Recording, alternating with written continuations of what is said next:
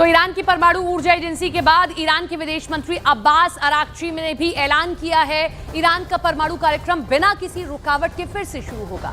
हम यूरेनियम संवर्धन का काम फिर से शुरू करने के लिए तैयार हैं, हमारा कार्यक्रम नहीं रुकेगा। यह दावा है ईरान का, यानी कि जिस वजह से इजराइल ईरान के बीच जंग शुरू हुई, ये मामला दोबारा सामने आता दिख रहा है। ट्रंप कह रहे हैं कि बात हुई है कि आगे कभी भी अगर परमाणु बम बनाया जाएगा तो बातचीत की जाएगी, पूरा एक प्रोटोकॉल है उसको फॉलो किया जाएगा। लेकिन इधर ईरान ने तो साफ कह दिया कि हम रुकने नहीं वाले हैं, हम फिर से यूरेनियम का संग्रहण करेंगे, हम फिर से परमाणु बम बनाएंगे। यानी कि जिस मुद्दे को लेकर ये पूरी जंग दुनिया ने देखी, वो मुद्दा तो अभी भी खत्म नहीं हुआ, वो अभी भी यूं ही उजागर बना हुआ है, वो अभी भी ऐसे ही खड़ा हुआ है कि कैसे ईरान ये कह रहा है कि हम परमाणु परीक्षण तो करेंगे।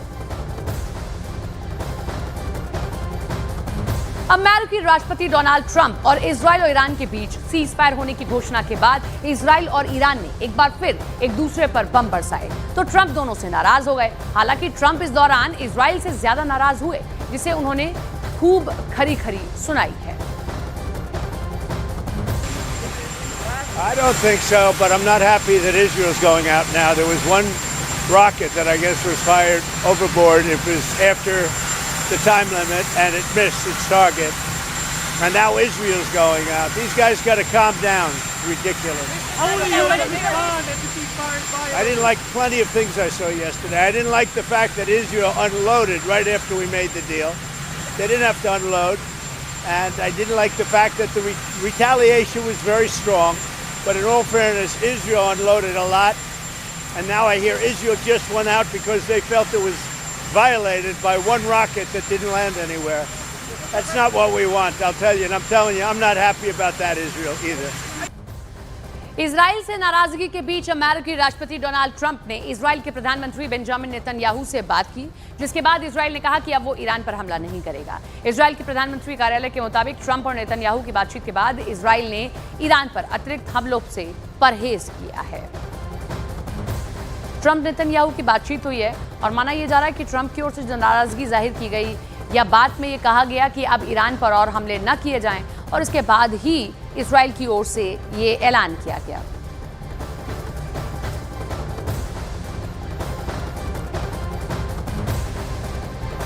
इजराइल और ईरान के बीच युद्ध विराम के बाद अमेरिकी राष्ट्रपति डोनाल्ड ट्रंप ने यह साफ कर दिया कि अमेरिका ईरान में सत्ता परिवर्तन की कोई कोशिश नहीं करेगा।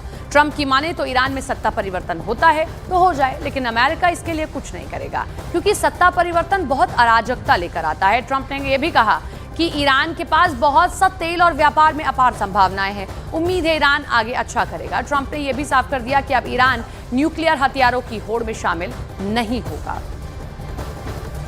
No, I don't want it. I'd like to. Regime change takes chaos, and ideally, we don't want to see so much chaos. So the Iranians are very good traders, very good business people, and they got a lot of oil. They should be fine. They should be able to rebuild and do a good job.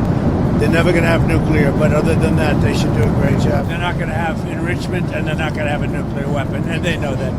They're going to get on to being a great trading nation. You know, they're very good traders.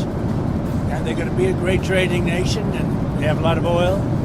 They're going to do well. They're not going to have a nuclear weapon. अमेरिकी राष्ट्रपति Donald Trump ने Iran और Israel के बीच संघर्ष विराम को रोकना खुद के लिए सम्मान की बात बताया। ट्रंप ने social media platform truth social पर लिखा कि इजराइल और ईरान दोनों ही समान रूप से युद्ध रोकना चाहते थे, लेकिन सभी परमाणु सुविधाओं और क्षमताओं को नष्ट करना और फिर युद्ध रोकना मेरे लिए बहुत सम्मान की बात है। ईरान के राष्ट्रपति मसूद ने सीज फायर के बाद इजराइल और ईरान के बीच हुए 12 दिन के युद्ध के खत्म होने की घोषणा की और इसे ईरान की बड़ी जीत बताया है। उन्होंने जनता को संदेश में कहा कि हमारी बहादुर जनता की हिम्मत से आज हम इस युद्ध को खत्म करने और जीत हासिल करने के लिए गवाह बने हैं। उन्होंने इस जीत का पूरा श्रेय ईरान की जनता को दिया है।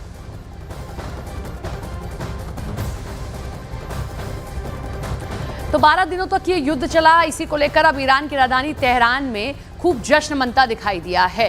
हजारों लोग सड़कों पर उतरे। ईरानी शासन के समर्थन में विजय उत्सव मनाया गया। राष्ट्रपति मसूद पेजेश्कियान की युद्ध समाप्ति और महान जीत की घोषणा के बाद तेहरान में समर्थकों ने जमकर जश्न मनाया है। उत्साहपूर्वक रैलियां निकाली हैं और उसमें ईरानी जनता की एकजुटता, हिम्मत की सराहना की गई है।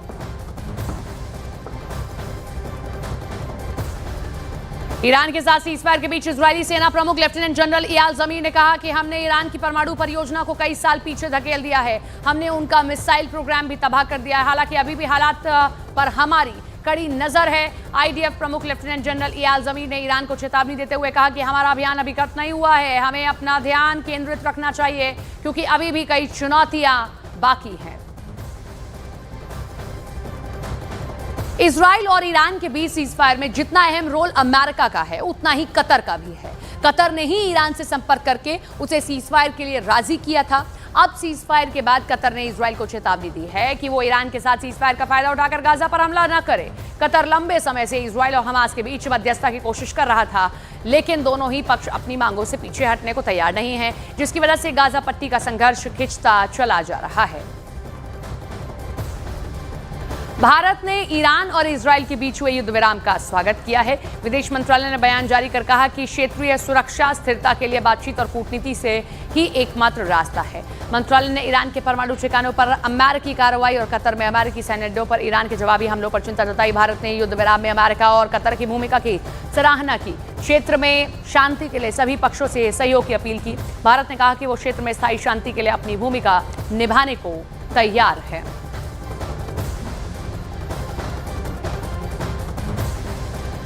इजराइल और ईरान के बीच सीज़फायर के बाद अब रूस और तुर्की ने इजराइल के खिलाफ मोर्चा खोल दिया है। रूस के विदेश मंत्री सर्गेई लावरोव ने ईरान के खिलाफ इजराइल की कार्रवाई को गैर जरूरी बताया। उधर तुर्की के राष्ट्रपति रेसेप तैयप एर्दोगान ने दुनिया भर के देशों को अपील की है कि वो इजराइल की गुंडागर्दी को खत्म करें, वरना इसका नतीजा पूरी दुनिया को भुगतना पड़ेगा।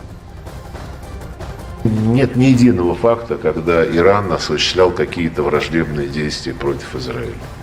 Если есть подозрение на нарушение договора о нераспространении, есть процедуры, по которым МАГАТЭ должна это проверять. И она проверяла. Agentство проверяло İranski ядерную программу так, как оно не проверяло никого. Bölgemizin barış ve huzuruna yönelik büyük bir tehdidin fitilini ateşlemiştir. İsrail'in Filistin ile başlayan Lübnan'a, Suriye'ye, Yemen'e, nihayetinde de İran'a uzanan pervasız adımları asla kabul edilemez. Küresel aktörlerin bu çılgınlığa son vermek için etkin tedbirleri alması şart.